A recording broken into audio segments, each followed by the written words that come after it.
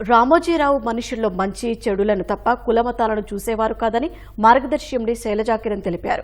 Ramoji group సంస్థల chairman Ramoji Rao, Siasat పత్రిక MD Zahiruddin అలీఖాన్లను స్మరించుకుంటూ ఉర్దూలో ముషైరా కార్యక్రమాన్ని నిర్వహించారు. హైదరాబాద్ రవీంద్ర భారతిలో జరిగిన ఈ కార్యక్రమానికి శైలజా కిరణ్ ముఖ్య అతిథిగా హాజరయ్యారు. అంతర్జాతీయంగా ప్రసిద్ధిగాంచిన కవులు, రచయితలు ఈ కార్యక్రమంలో పాల్గొని తమ శాంతి సందేశాన్ని అందించారు. ఉర్దూ ప్రజల గుండెల్లో రామోజీరావు చిరస్థాయిగా నిలిచిపోతారని వక్తలు కొనియాడారు. అలాగే ఏటా ఇలాంటి కవి సమ్మేళనాలు నిర్వహిస్తామని ముషైరా నిర్వాహకులు తెలిపారు. అందరూ ఎదగాలి అని చివరి వరకు రామోజీరావు తపన పడుతూ ఉండేవారని శైలజా కిరణ్ గుర్తు చేశారు.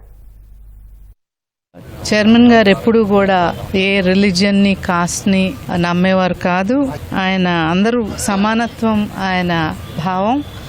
అందరూ బాగుండాలి, అందరూ ఎదగాలి, ప్రజలందరూ కూడా క్షేమంగా ఉండాలి, వాళ్ళు సంతోషంగా ఉండాలనే ఆయన జీవితకాలం పనిచేశారు.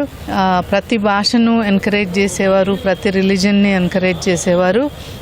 అలానే ఆ రోజుల్లో ఈటీవీ ఉర్దూ ఛానల్ మొట్టమొదటిసారిగా భారతదేశంలో ఎస్టాబ్లిష్ చేశారు రామోజీరావు గారు. ఇప్పుడు ఈటీవీ భారత్లో కూడా ఉర్దూ భాషలో కూడా న్యూస్ నడిపిస్తున్నాము. ఈటీవీ భారత్ 13 భాషల్లో ఉర్దూ కూడా ఉన్నది. We are all Indians and we all love our country and we love our languages, all of us.